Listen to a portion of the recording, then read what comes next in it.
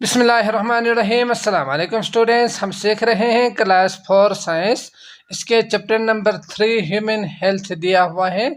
आज की इस वीडियो में हम इसके एक्सरसाइज को कंप्लीट सीखेंगे। ठीक, इसके अलावा अगर आपको मैथ और साइंस दोनों के लेक्चर सीरीज का लिंक चाहिए हो तो उसका लिंक आपको डिस्क्रिप्शन में मिल जाएंगे, आप वहां क्लिक करके वो भी देख सकते हैं। ठीक, तो शुरू करते हैं। क्वेश्चन नंबर 1 है टिक द करेक्ट आंसर। दुरुस्त जवाब के ऊपर आपने टिक कर देनी है। पार्ट 1 है इफ आवर बॉडी टेम्परेचर, अगर हमारे जिस्म का जो टेम्परेचर है वो इंक्रीज बढ़ जाए फ्रॉम 98.6, तो आप जानते ही है कि 98.6 जो है ना हमारे बॉडी का नॉर्मल टेम्परेचर होते हैं, यही रहना चाहिए। अगर इससे कम या ज्यादा हो तो इसका मतलब आप बीमार हो चुके हैं, है ना। तो अगर 98.6 फ़ारेनहाइट से 101 डिग्री फ़ारेनहाइट तक पहुंच जाए ना, तो देन इट्स काज, तो ये सबब है। ये किसकी वजह से है, तो इसकी वजह आपने लिखनी है। तो ये होते हैं हॉट वेदर, गर्म मौसम है, या फीवर है, या बुखार है। सिटिंग इन द सन, सन धूप में बैठने की वजह से है। सिटिंग नियर फायर, आग के करीब हम बैठने की वजह से है। तो आप जानते ही है कि 98.6 जिससे अगर बढ़ के 101 हो तो इसका जो सबब है वो है बुखार। समझ गए, तो फेवर इसकी कास है, तो आपने इसके ऊपर टिक कर देना है। ठीक, पार्ट 2 है which food has the highest calcium content. तो किस फूड में, यहाँ पे 4 फूड्स दिया हुआ है, मीट, गोश्त, राइस चावल, मिल्क दूध और पल्स यानी दाल। तो इनमें से आपने बतानी है कि किस में सबसे ज़्यादा कैल्शियम होते हैं। ठीक, तो अगर आप इनमें देखेंगे तो मिल्क में सबसे ज़्यादा कैल्शियम मौजूद होते हैं, तो आपने इसके ऊपर करना है टिक का निशान। ठीक, 3 है what steps will you take to ensure others do not get the flu from you. ठीक, तो अगर आपको फ्लो हो तो आप क्या इकदाम करेंगे कि दूसरे जो बंदे हैं, you take to ensure others do not, मतलब दूसरे जो बंदे हैं उनको फ्लो ना हो। तो आप जानते ही है कि ये जो फ्लो है वो ऐसी बीमारी है जो आपसे दूसरे में मुंतकिल हो सकते हैं। समझ गए, तो आपने क्या करना है, तो यकीनी बात है ये सांसों की मदद से ही एक बॉडी से दूसरे बॉडी की तरफ मुंतकिल होते हैं। तो आपने क्या करना है, मास्क पहननी है ताकि ये बीमारी दूसरे बंदे के अंदर भी ना बीमारियां पैदा ना करे। ठीक, तो वॉश हैंड, हाथों को धोना है। स्लीप फॉर मोर टाइम, ज़्यादा देर तक सोना है। Seat in the sun, sun के सामने बैठना है। वेयर मास्क, मास्क पहननी है, तो मास्क पहनना है ताकि दूसरे आप इस बीमारी से बच के रह सके। ठीक, पार्ट 4 है what is the cause of polio. Polio के क्या सबब है, तो पोलियो जो बीमारी है अगर वो हो तो ये किस वजह से होती है, ये आपने बतानी है। बैक्टीरिया की वजह से पोलियो होती है तो नहीं होती, और वायरस की वजह से, तो वायरस क्या है, एक ऐसी चीज़ है जिसकी वजह से आपके बॉडी के अंदर पोलियो जो बीमारी है वो हो सकती है। ठीक, तो आपने करना है वायरस के ऊपर टिक। ठीक, हाउस फ्लाई, मक्खी और मस्किटो, मच्छर। ठीक, तो ये भी नहीं होंगे। इसके बाद है 5 it is necessary for the prevention from contagious disease. तो कंटेगियस डिजीज हमने सीखा था बुक में कि वो तमाम बीमारियां जो एक बंदे से दूसरे बंदे में मुंतकिल हो सके, उन तमाम बीमारियों को, उन तमाम डिजीज को कहा जाता है कंटेगियस डिजीज। ठीक, तो आपने ये याद रखना। तो उसके लिए ये ज़रूरी होती है कि आप क्या इकदाम करेंगे। समझ गए, तो जो ये बीमारी है इससे बचाव के लिए ज़रूरी होती है कि आपने क्या करना है, वो उन्होंने दिया हुआ है। इनमें से आपने जो करना है उसके ऊपर आपने टिक कर देनी है। पहला है आपके पास वेयरिंग मास्क, मास्क पहननी है। वॉशिंग हेड, हाथों को धोना है। वैक्सीनेशन, तो वैक्सीन लगानी है यकीनन। तो यही आपका आंसर सही होंगे, तो इसके ऊपर आपने टिक कर देनी है। Wearing mask, washing hand, sit in the sun, sun के सामने बैठेंगे तो यकीनी बात है इससे तो नहीं होंगे ना। इसके बाद है washing hand, sitting in the sun, sleeping more, ज़्यादा सो के, तो यकीनी बात है ये भी नहीं होंगे। Vaccination, washing hand, not sitting in the sun, sun के नीचे नहीं बैठना है, तो इससे भी नहीं होंगे। तो आपने करना है वेयरिंग मास्क, मास्क पहनना है, वॉशिंग हैंड एंड वैक्सीनेशन। ये अगर आप करेंगे तो आप इससे बच सकते हैं। समझ गए। इसके बाद है क्वेश्चन नंबर 2 क्वेश्चन नंबर 2 है राइट शॉर्ट आंसर्स, मुख्तसर जवाब लिखें। पार्ट 1 है राइट 3 रीजंस फॉर फॉलिंग सिक। तो आपने क्या करना है, 3 सबब असबाब आपने लिखना है फॉर फॉलिंग सिक, बीमार होने के जो 3 वजूहात है ना, वो आपने यहाँ पे लिखना है। समझ गए? तो पहला आप जानते ही हैं बीमार किस वजह से हो सकती है। अगर आप जो पॉल्यूटेड वाटर है, गंदा पानी है, वो पियेंगे तो आप बीमार होंगे। इसके बाद अगर आप जो खाने की जो चीज़ें हैं, अगर वो जो जिसे बैलेंस डाइट कहा जाता है, वो अगर इस्तेमाल नहीं करेंगे तो इससे आप बीमार हो सकते हैं।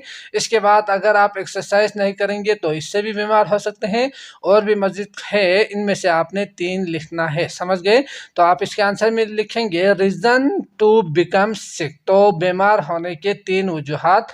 इसमें आप पहला लिखेंगे ड्रिंकिंग पॉल्यूटेड वाटर। अगर आप गंदा पानी पिएंगे, फिल्टर करके नहीं पिएंगे, साफ़ करके उबाल के फिर नहीं पिएंगे, तो फिर इससे क्या होंगे, आप बीमार हो सकते हैं। इसके बाद है two not taking balance diet. अगर आप बैलेंस डाइट नहीं लेंगे, मुतवाज़िन ग़िज़ा नहीं लेंगे, तो इससे भी आप बीमार हो सकते हैं। किस तरह से?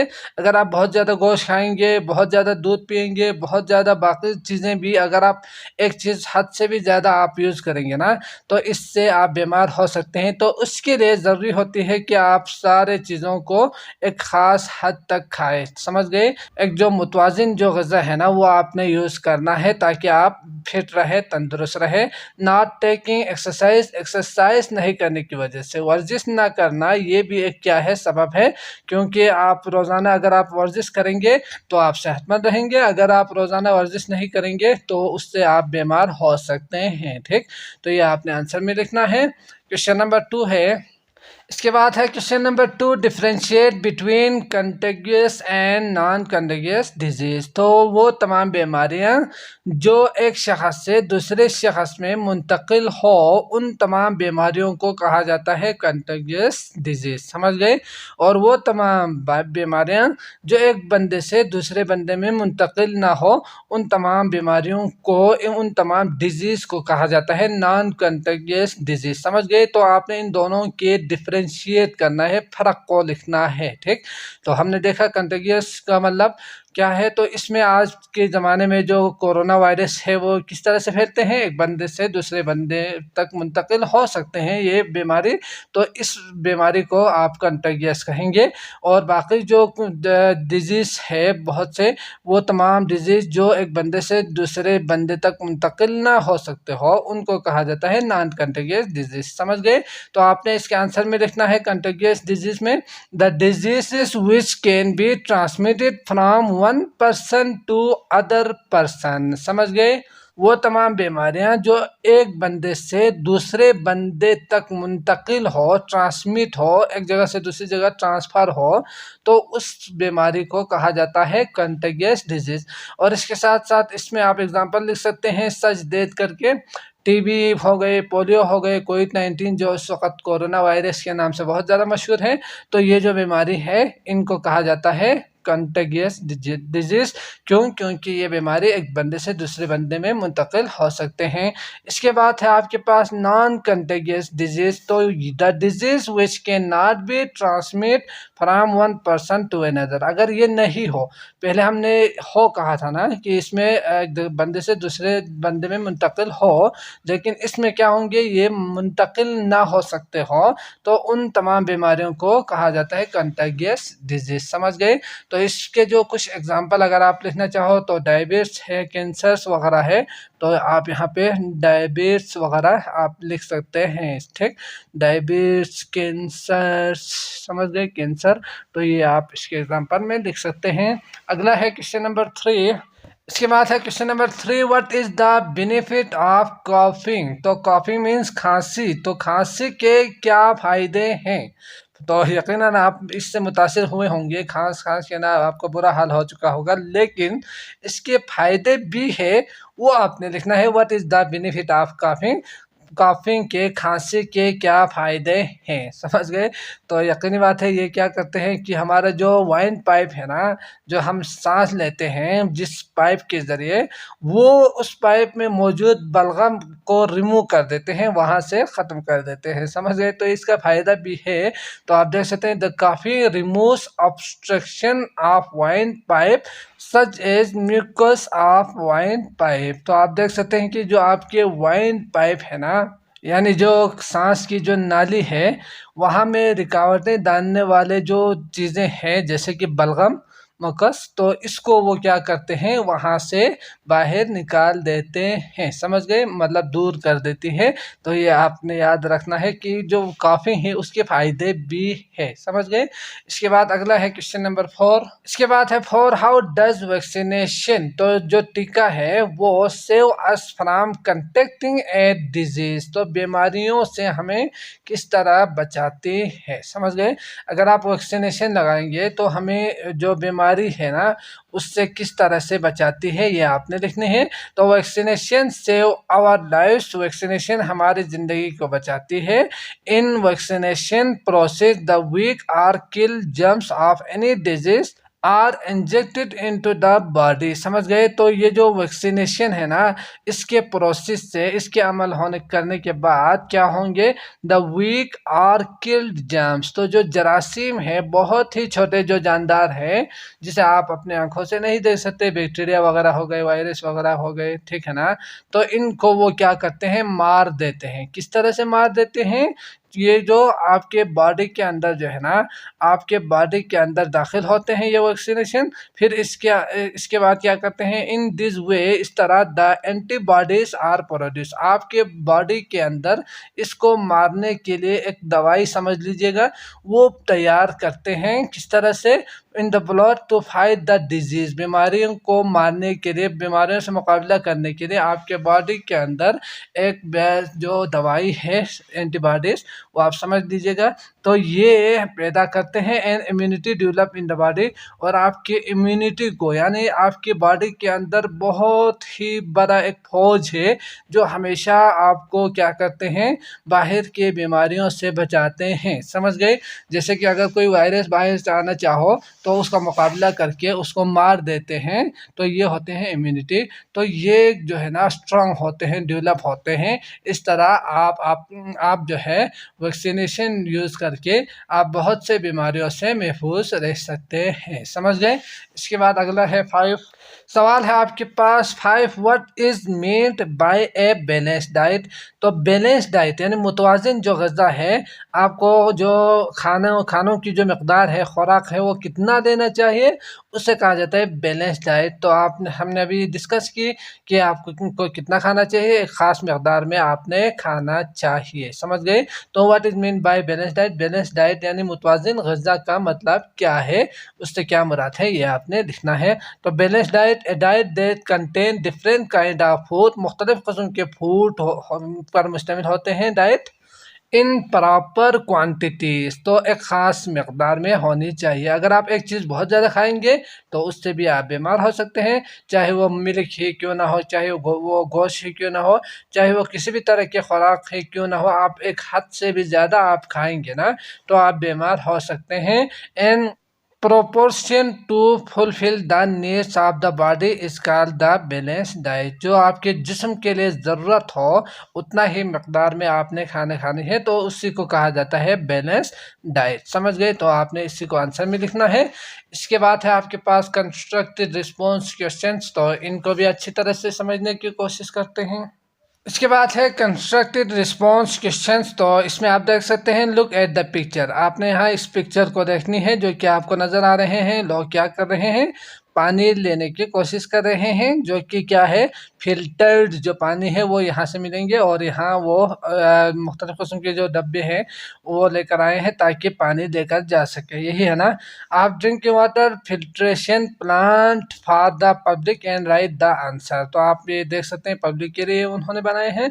तो आपने आंसर देनी है इनके जो 4 सवाल दिए हैं। पार्ट 1 है what is the function of filter, तो फिल्टर के काम क्या है, इसका जो यहाँ पे प्लांट आप देख रहे हैं, इसका क्या काम है या ये क्या काम करते हैं? तो आप जानते ही होंगे कि जो पानी है उसमें बहुत ही छोटे ज़र्रात होते हैं जो हमारे लिए नुकसानदायक साबित हो सकते हैं। हम अगर वो यूज़ करेंगे तो यकीनी बात है हम बीमार हो सकते हैं।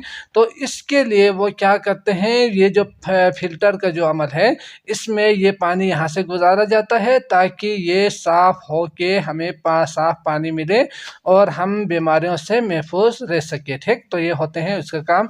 Can filtration also stop the germs, तो जो बहुत ही छोटे छोटे जो हमने अभी देखा माइक्रो ऑर्गेनिज्म बैक्टीरिया वगैरह, तो क्या फिल्ट्रेशन का जो अमल है ये जर्म्स को भी रोक सकते हैं या मार सकते हैं। तो क्या फिल्टर जो है ना वो जरासीम जो चीज़ें हैं जरासीमों को भी रोक सकता है, तो कभी भी नहीं रोक सकते क्योंकि ये बहुत ही छोटे होते हैं।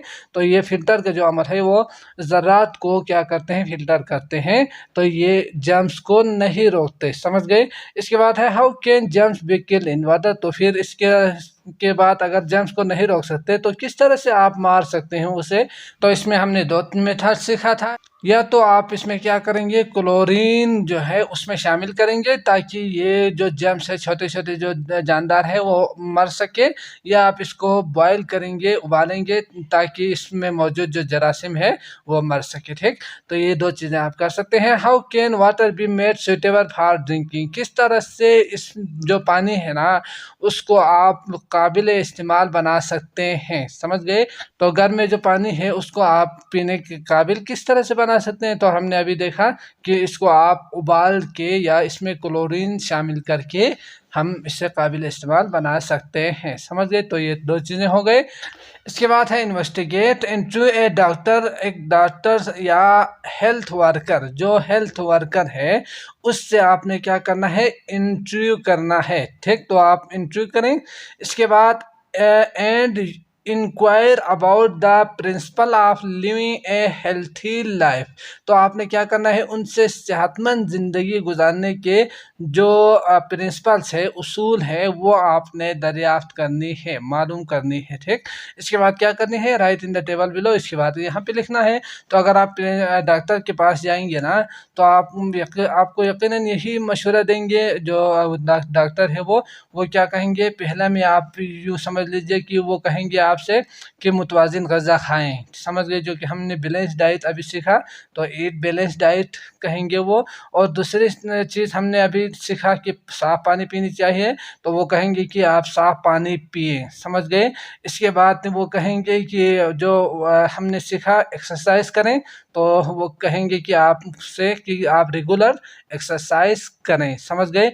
इसके बाद वो कहेंगे कि आप ब्रश करें, अपने दांतों को साफ रखें ताकि आप बीमार होने से बच सके। ठीक, तो ये वो आपसे कहेंगे कि ब्रश करें, दिन में 1 दफ़ा 2 दफ़ा, कम से कम 2 दफ़ा ब्रश करें कहेंगे। ठीक, इसके बाद 5 में आप ये लिख सकते हैं कि आप जो नींद है वो पूरी करें ताकि कम से कम दिन में 6 घंटे या 8 घंटे कम से कम सोना चाहिए, नहीं तो आप बीमार हो सकते हैं। ठीक, तो ये कहेंगे। या इसके बाद साफ़ सुथरी जो लिबास है वो पहने। तो इस तरह से आपने क्या करना है, एक टेबल बना देनी है। यकीनन ये सारी चीज़ें वो कहेंगे, आपने इनमें लिखना है। ठीक, लास्ट है प्रोजेक्ट ऑब्जर्व द किचन, तो घर में मौजूद जो किचन है, बावर्ची है ऑफ योर होम, आपके घर में, and find out the factors which में काज डिजीज, तो आपने वहाँ पे देख कर बतानी है कि वो कौन कौन सी चीज़ें हैं जिसकी वजह से बीमारियाँ पैदा हो सकती है या आपको बीमार कर सकते हैं। उनमें से यहाँ पे 5 आपने लिखना है फैक्टर्स। डिजीज़ विच में स्प्रेड में जो फैल सकते हैं, जैसे कि हमने सीखा था कंटिन्यूस में, वे ऑफ प्रिवेंशन, तो आपने वो रास्ते बताने हैं जिससे आप बचा सकते हैं इससे। ठीक, तो पहली चीज़ आप यहाँ पे लिख सकते हैं पार्ट 1 में जो गंदे बर्तन है अगर आप ऐसे ही रखेंगे दोहे बगैर तो फिर क्या होंगे, उससे बीमारियाँ फैल सकते हैं। किस तरह से, जो उसके अंदर जो बहुत ही छोटे जरासीम हैं वो वहाँ पे यकीनन प्रोड्यूस होंगे, फिर वो आपके जो घर में लोग बैठे लोग हैं ना, उन सबको बीमार कर सकते हैं, समझ गए। तो ये फैल सकते हैं जरासीम की जो है उसकी वजह से, तो यकीनी बात है ये फैल सकते हैं। इसके बाद आपने क्या करना है, यकीनी बात है इस्तेमाल से पहले और बाद में आपने बर्तन को अच्छी तरह से धोना है, समझ गए। इसके बाद आप यहाँ पे लिख सकते हैं कि जो पार्ट 2 में आप जो फल सब्जियां वगैरह है, अगर वो आप बगैर धोए आप इस्तेमाल करेंगे, जैसे कि एप्पल्स वगैरह है या जो नाशपाती है या मुख्तलिफ किस्म की जो फल है, अगर आप धोए बगैर इसको खाएंगे तो उससे भी क्या हो सकते हैं, बीमार हो सकते हैं। तो ये हो गए स्प्रेड, यकीनी बात है इससे भी जरासीम और बैक्टीरियास वगैरह इसी से ही फैलते हैं, फिर बीमार हो सकते हैं। तो आपने क्या करना है, इसको धो के खाना है, समझ गए। तो सब्जियां अगर हो तो अच्छी तरह से पका के खाइएगा, अगर फल फ्रूट हो तो फिर उसे अच्छी तरह धो के आपने इस्तेमाल करनी है, समझ गए। इसके बाद जो खुराक है अगर बच जाए तो उसको आप प्रॉपरली तरीके से इसको फूड को जो है ना पका के फिर यूज़ करें, ना कि डायरेक्ट आप उससे यूज़ करें। इसके बाद और भी बहुत सारी चीज़ें हैं, जैसे कि अगर बाज़ार से कुछ ऐसी चीज़ें आप लाएंगे जो एक्सपायर हो चुका हो, जो कि आमतौर पर लिखा हुआ होता है, तो आपने उनको यूज़ नहीं करनी है। तो इसके आप दोनों लिख सकते हैं यहाँ पे। इसके बाद और भी बहुत सारी चीज़ें हो सकते हैं, तो ये सारी चीज़ें फैक्टर्स हो गए। आपने इसको यहाँ पे लिखना है क्यों फैलते हैं, इसके बाद उसका इक़दामात क्या करना होगा इसको रोकने के लिए, ये दो चीज़ें, ये कुछ चीज़ें आपने यहाँ पे लिखना है, ठीक। तो आई होप आपको ये लेक्चर अच्छी तरह से समझ में आ चुका होगा। अगर आए हैं तो लाइक करके जाइएगा, अगर नहीं तो कमेंट में पूछिएगा। इसके अलावा बाकी तमाम वीडियोस का लिंक मैथ और साइंस दोनों के आपको लिंक डिस्क्रिप्शन में मिल जाएंगे, आप वहां क्लिक करके वो भी देख सकते हैं। तो मुझे इजाज़त दीजिएगा, अल्लाह निगहबान।